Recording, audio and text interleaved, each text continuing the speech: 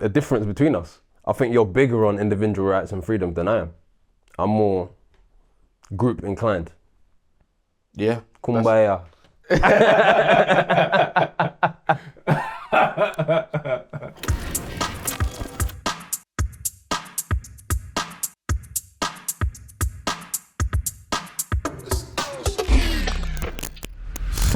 Hello today and welcome to Think Twice, the ethical show where we discuss various different ethical ideologies and philosophies and sort of give our opinion on it. Today we're discussing deontology, and I don't know if you've ever heard of deontology, and every time I mention it, like I mentioned it to my friend the other day and they were like, what is that? And basically deon means duty, and it's basically around the duty you have to other people and to yourself and to society, basically. So that is what we're gonna spend today discussing, and I think you'll find it interesting because we all have duty to other people and we care about other people in society. But my name is Ben Urbano and we have Sam Tef.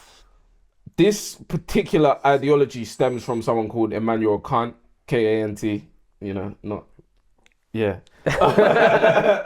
But you know what I'm talking about. And you probably heard of that person. I'll give it to Tef to explain some more. Yeah, absolutely. I think deontology is going to be interesting for people because it's about actions and how we should act, as opposed to some other philosophical branches that are more about who we should be. Deontology is more about the way we should act, and the way we should act in the context of, like you say, that duty that we have to others in our community and to society as a whole. Particularly, Immanuel Kant thought that we sort of have a duty and there are universal laws that we should follow, basically. Yeah, absolutely. Irrespective of like culture, irrespective of context, these are moral principles in which you should always follow. Doesn't even matter what's happening to you. If you don't follow these principles, you have acted immorally, essentially. Yeah, absolutely. And I think it's good to frame deontology as pitted against consequentialism, because where deontology is focused on the intention and the morality of the decision to act, consequentialism is more focused on the consequences of our actions. And I think in today's conversation, the people are going to find where we sit on deontology versus consequentialism, but it's a good way to think about the two things as in opposition to each other. So like that leads us on to our first question. Are there absolute moral rules or are they all situational? I think moral rules are situational. And I'll tell you why I think that's situational. I think the actual birth of moral rules in our society, which are basically just what we all agree we're gonna do and how we're gonna act towards each other, are born out of the context of the society we're in. If you're in certain societies, which society you're in determines what is a moral rule. Like we live in a Western society, which is, built on Christian values. And if we were born in another country, if we were born in some tribe in the Amazonian jungle, our moral values would be completely different. So to me, the birth of the moral values themselves are contextual. So when that context changes, the moral rules themselves change. See where I'm coming from? Yeah. What do you think? To this answer, I wrote yes, no, maybe, question mark. God, bro. It's a tough one. I was really unsure. Like, Right. I think I started with the idea that they were all situational. Right. But then I then thought about a context in which murder happens. And is there a scenario in which it is not immoral to murder someone? And I always landed on the fact that it would be immoral, right? Yeah. So that means there has to be absolute moral laws, irrespective of the situation. So, and then I landed on the fact that I'm probably one of the 21st century's greatest thinkers. Here we go. And said, this is the statement I came up with. Yeah. You can commit an immoral act for a moral outcome. And that's where I got to with it. In the show, the way we sort of define morality is as a net positive, right? Yeah. So if you still have a net positive, it's a moral outcome, right? But you've acted immorally to get that net positive. And so therefore my deduction led me to the idea that you can commit an immoral act for a moral outcome and have a moral outcome still. Right. Okay. Okay. So in consequentialism, do you want to finish your point? I just want to lead it back to the question. Yeah. Go ahead. So if I lead it back to the question, are there absolute moral rules? Then yeah. And I think I found that answer right now. I still wasn't sure, like, because I was just battling with it. And I even got to the point where I was like, amongst my friendship group, like me, you, and the man them, if like there are absolute moral rules in that context, Yeah. do you know what I mean? So like there yeah. has to be absolute moral rules. It can't be situational. Well, there are some that are situational, don't get me wrong, but I think there are most definitely absolute moral rules. Yeah, it's interesting you brought up murder, because murder for me was the one that was difficult to contend with, because I guess my answer was that moral rules are situational. And I did struggle to find context where murder is permissible, like straight up permissible. Like I think there's obviously like difficult scenarios that we could create, like a mad scenario where maybe murder might be the right thing to do. But murder was the one that I really struggled with. Like, but I think most other acts are contextual. Like if you think about like lying, right? So let's like think of the deontological, like there's like 3 like real main universal laws, which are like do not lie, do not steal, do not cheat, right? Right. And you're basically saying all those 3 are contextual. Yeah, I'd say all 3 of those are contextual. But I think let's quickly, before we go into the deontological point that you just made, I wanted to quickly revisit what you said about you can commit an immoral act for a moral good. And I think that actually encapsulates what consequentialism is about. It's about what is the net positive good that's going to happen as a result of your action. And I think a deontologist would say, scrap all of that. It's about the action itself. If you commit an immoral act, it's an immoral act, and it's always going to be immoral. And I think that is the bit that I struggle with deontology, because it's so inflexible, and it says, if you steal or lie or cheat, it's always wrong in every single context. And I feel like in the real world, that's a very difficult thing to practice. Do you know what I mean? But we must understand that like Immanuel Kant like sort of developed this in like a small area. So like it was, I think in the 18th and 19th century he lived like very early in the 19th century. So I think he died like 1805 or something. Right. But essentially he lived in such a small population that like it made sense. So the way I thought about it was, if I have a community of me, you, all the man them, and then like my brothers, your brother, your sister, within that community, if I lie, cheat or steal, it's immoral. And that's the way I sort of think it was developed. Like it was developed in the idea that like within a small community, you can have moral absolutism. And I sort of agreed with that, because like if there is no context in which that, I think in a small community in which you care about one another, that you can do one of those 3 things and it still be a moral act. I actually agree with you that the closer knit this community that you're talking about is, the more the tolerance and the like moral relativism becomes more and more intolerable. Yeah. I could think of some context though in that small community of 15 of us where I think like a little white lie would be a good thing to do. Yeah, I didn't. I can't. I didn't. Really? Yeah. If your brother came home from work, he's tired, he's hungry, he's not even eaten yet, and he's telling you about a scenario at work, yeah? And you're listening to the scenario and you're thinking, wait a minute, he's in the wrong, right? Yeah.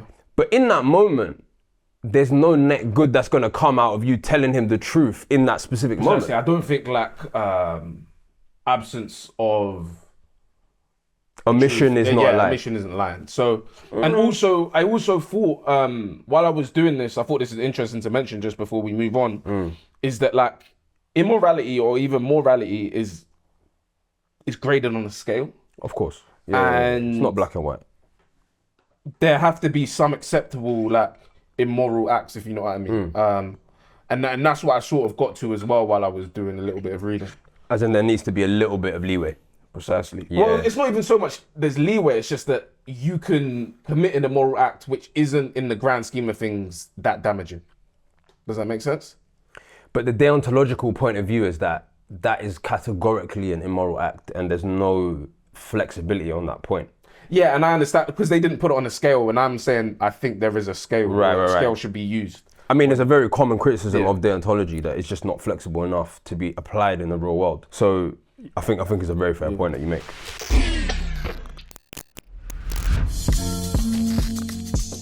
And on to our second question.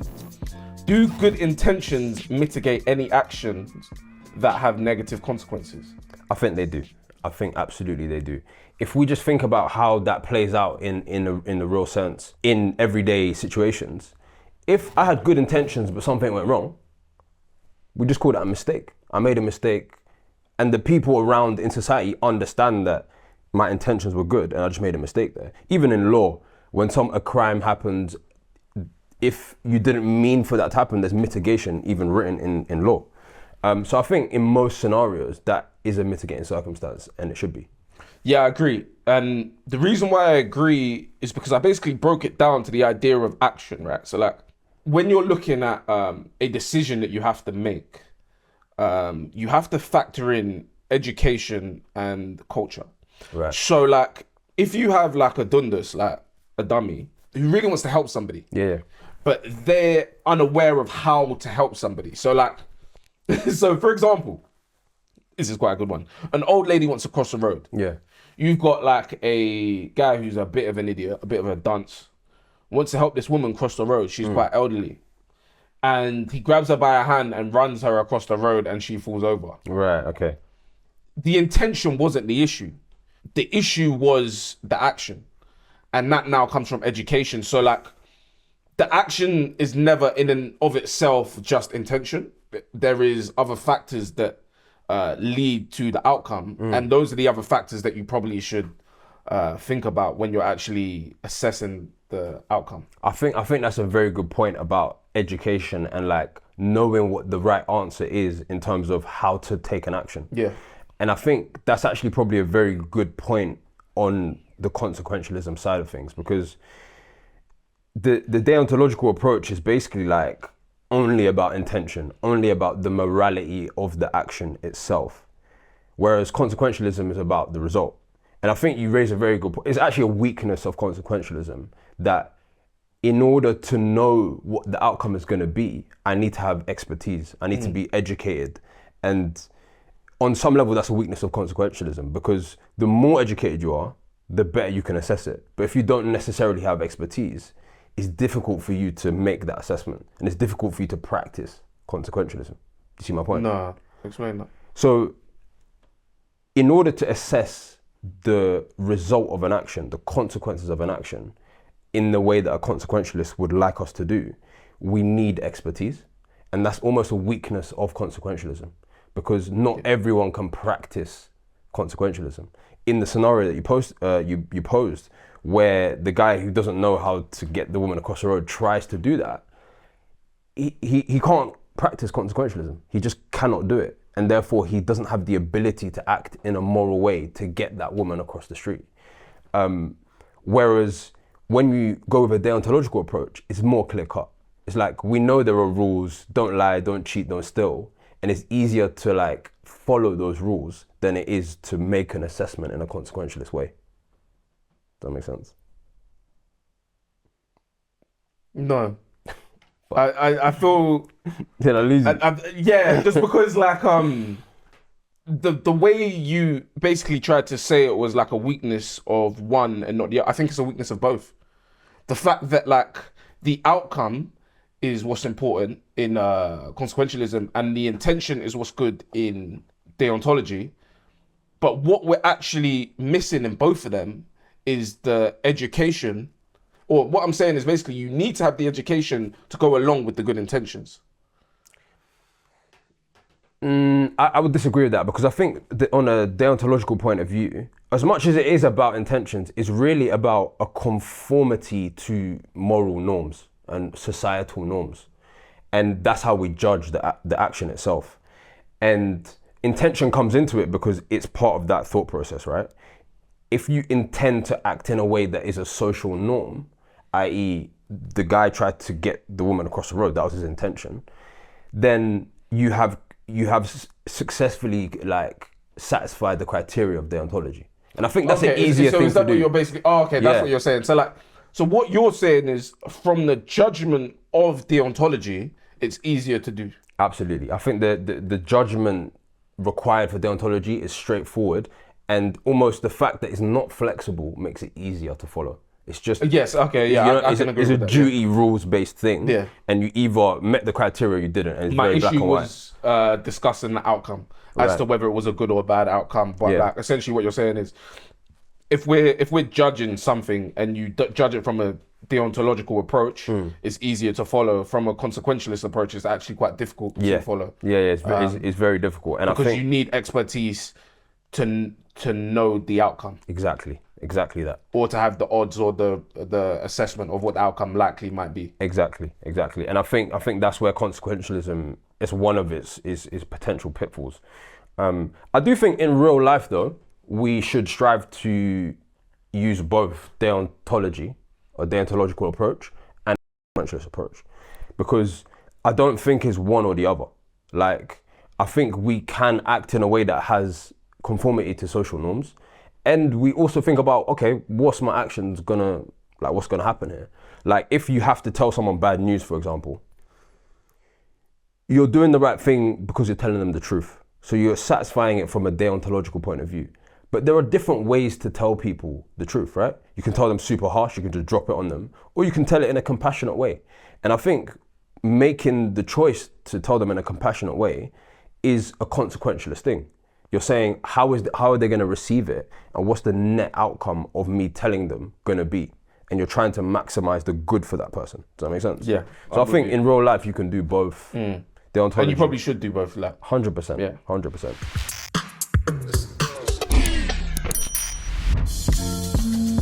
So, on to our final segment, my favorite segment, and you came up with this dilemma, and I thought it was a really good one. Yeah? I thought it was one of your finer pieces of work. Thank you, bro. If I'm honest. Appreciate it. So let me get started.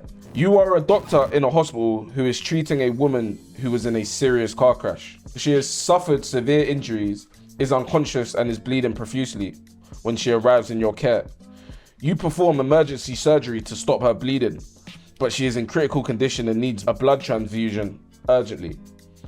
The ambulance crew who attended to her at the car crash tell you that she repeatedly told them that she did not want a blood transfusion before she slipped into unconsciousness. There are no medical or religious reasons for her refusal that are documented in her file or in her personal items, and she remains unconscious and unable to talk. Without a transfusion, she will die. What do you do? I give her the blood transfusion. What? Yeah. Right, you don't want to work in this city again. Nah. So you let her die? I'd pass her on to another doctor. You can't do that. Yes, you can. You can't do that. I don't know why I can't. You're just passing the buck. Yeah, for someone else like you to make that decision, which you're going to make. Oh my God. But like, if I had to make the decision, right, I wouldn't make it like she's going to have to die. Why? Well, she's made the decision that she didn't want a blood transfusion. Right. But let's think about the worst case scenario in both scenarios. Either she gets the blood transfusion or she doesn't. She gets a blood transfusion is a bad situation potentially because you violated her dignity and her agency in that situation. But she's alive. We can talk to her afterwards. You know, we can try and patch up whatever damage was done. And also, because it's not documented on file, it's not clear exactly what her wishes are.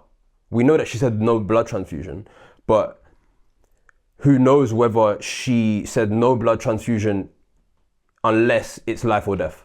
You know, there's some qualifications she might have. We couldn't talk to her, we couldn't get the qualifications. On the other hand, if she doesn't get the blood transfusion, she's dead. It's over. There's no conversation to be had. There's no mitigation to be had at all. It's done. Do you see my problem with taking that approach? Yeah, I totally see your problem. And I just want to play a little thing. So if it was in her file, right? Yeah. What would you do then? So it was documented in a file that under no circumstances she'd get a blood transfusion. I wouldn't give her a blood transfusion. You wouldn't? No. Okay. So I've taken her word at bond, right?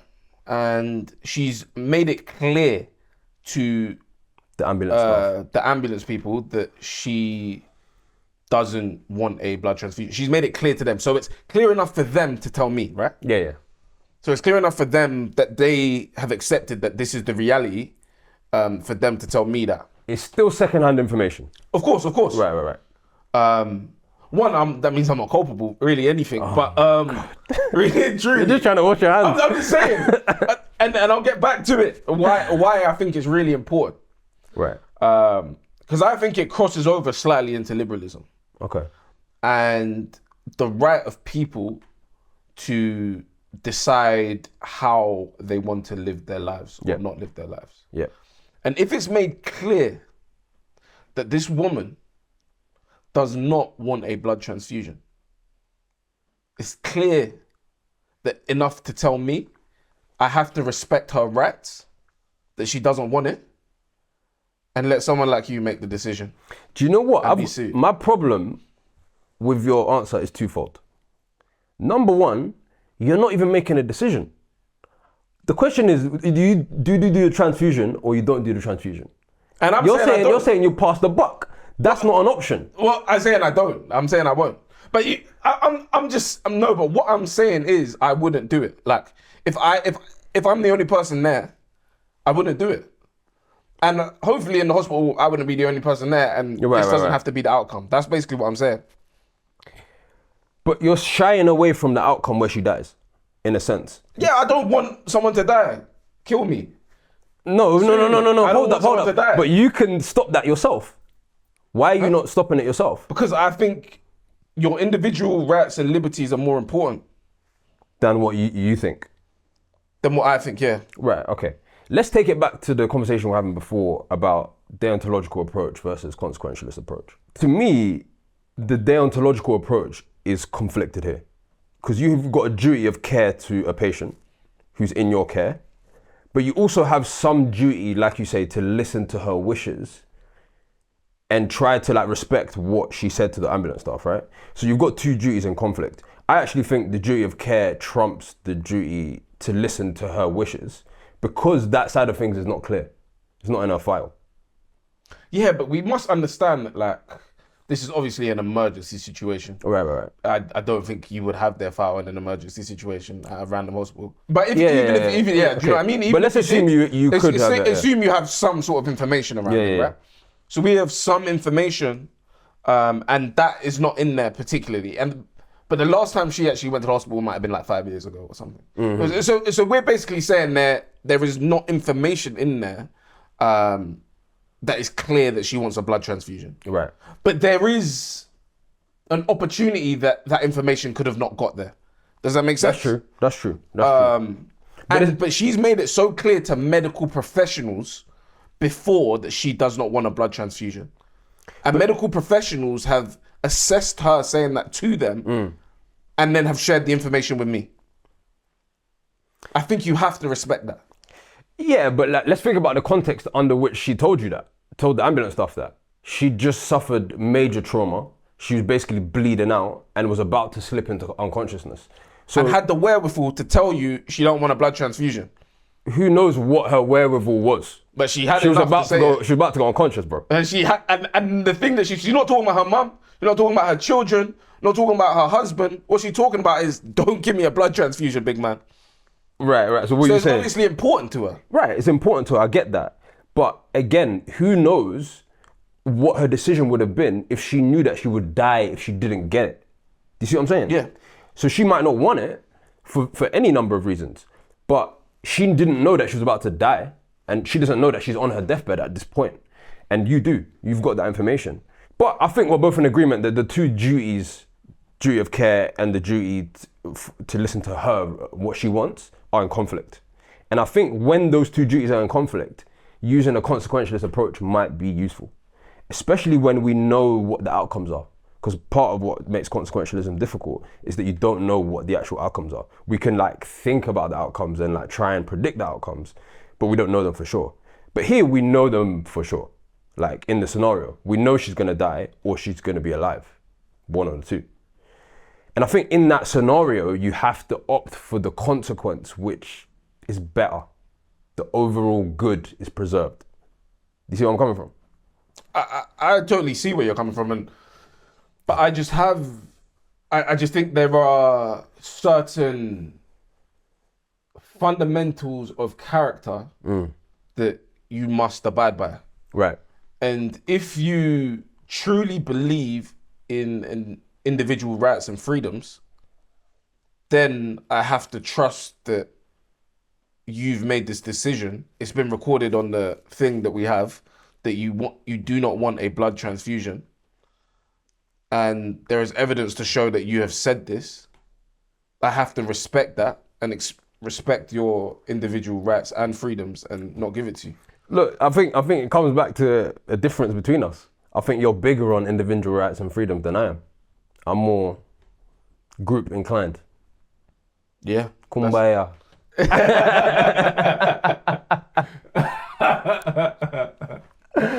But I think that's good. That's a good way to round it off. Yeah, man. Let's wrap it up. That was a good discussion. Thank you for joining us today. Subscribe, like, all that good stuff, and see you soon. It's been a pleasure. Take care. God bless you.